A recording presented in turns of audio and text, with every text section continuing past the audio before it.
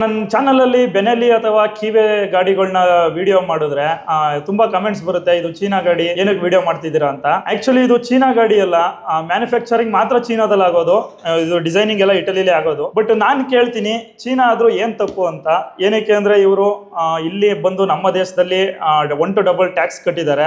ಮತ್ತೆ ಈ ತರ ಶೋರೂಮ್ನ ಇಟ್ಕೊಂಡು ಮತ್ತೆ ಇಲ್ಲೆಲ್ಲ ಕೆಲಸ ಮಾಡ್ತಾ ಇರೋರು ನಮ್ಮ ಇಂಡಿಯನ್ಸೇ. ಇವ್ರು ಯಾರು ಚೀನಾದಿಂದ ಇಂಪೋರ್ಟ್ ಮಾಡ್ಕೊಂಡು ಅವ್ರನ್ನ ಇಲ್ಲಿ ಕೆಲಸದಲ್ಲಿ ಇಟ್ಟಿಲ್ಲ. ಶೋರೂಮ್ ಸ್ಟಾಫ್ ಎಲ್ಲ ನಮ್ಮ ಇಂಡಿಯನ್ಸೇ, ಮತ್ತು ಶೋರೂಮ್ ಇರೋದು ಕೂಡ ನಮ್ಮ ಇಂಡಿಯಾದಲ್ಲೇ. ಸೊ ಇಷ್ಟು ಒಂದು ಒಳ್ಳೆ ಗಾಡಿನ ಬಿಟ್ಟಾಗ ನಾವು ಇದನ್ನ ಬರೀ ಚೀನಾ ಅಂತ ಹೆಸರು ಕಟ್ಬಿಟ್ಟು ಗಾಡಿನ ಹಾಳು ಮಾಡೋದು ಬೇಡ. ಇದರಲ್ಲಿ ನಿಮಗೆ ಪ್ಯಾರಲಲ್ ಟ್ವಿನ್ ಇಂಜಿನ್ ಬರುತ್ತೆ, ಬಟ್ ನಿಮಗೆ ಯಾವುದೇ ರೀತಿ ಇದು ಟ್ವಿನ್ ಸಿಲಿಂಡರ್ ಅಂತ ಅನ್ಸಲ್ಲ. 3 ಸಿಲಿಂಡರೋ ಇಲ್ಲ ಇನ್ಲೈನ್ 4 ಓಡಿಸ್ತಾ ಇರೋ ಫೀಲ್ ಬರುತ್ತೆ.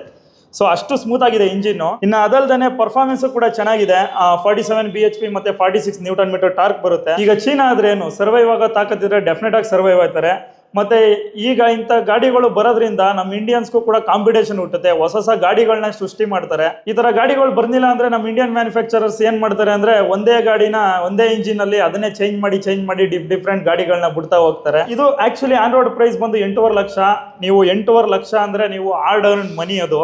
ಅದರಲ್ಲೂ ನಮ್ಮಂತ ಮಿಡಲ್ ಕ್ಲಾಸ್ ಜನಕ್ಕೆ 8.5 ಲಕ್ಷ ಅಂದ್ರೆ ಜೀವನದಲ್ಲಿ ಒನ್ ಟೈಮ್ ತಗೊಳ್ಳೋ ಗಾಡಿ. ಇಷ್ಟು ದೊಡ್ಡ ಗಾಡಿನ ನೀವು ಈ ಸೆಗ್ಮೆಂಟಲ್ಲಿ ಗಾಡಿಗಳನ್ನ ತಗೋತಾ ಇದ್ದೀನಿ ಅಂದರೆ ನಾನು ಹೇಳೋದೇನಪ್ಪ ಅಂದರೆ ಎಲ್ಲ ಗಾಡಿನೂ ಟೆಸ್ಟ್ ಡ್ರೈವ್ ಮಾಡಿ ಬಂದು ಈ ಗಾಡಿನೇ ತಗೊಬಿಡಿ ಅಂತ ನಾನು ಹೇಳ್ತಾ ಇಲ್ಲ. ಇದು ನನಗೆ ಸಖತ್ ಇಂಪ್ರೆಸ್ ಮಾಡ್ತು ಗುರು. ಈ ಬಜೆಟಲ್ಲಿ ಇದಕ್ಕಿಂತ ಬೆಸ್ಟ್ ಗಾಡಿ ಅಂತ ನನಗೆ ಯಾವುದು ಫೀಲ್ ಆಗಲಿಲ್ಲ. ಸೊ ನೀವು ಬಂದು ಟೆಸ್ಟ್ ಡ್ರೈವ್ ಮಾಡಿ, ಗಾಡಿನ ನೋಡಿ ಫಸ್ಟು. ನಿಮ್ಗೆ ಇಷ್ಟ ಆದರೆ ಮಾತ್ರ ತಗೊಳ್ಳಿ.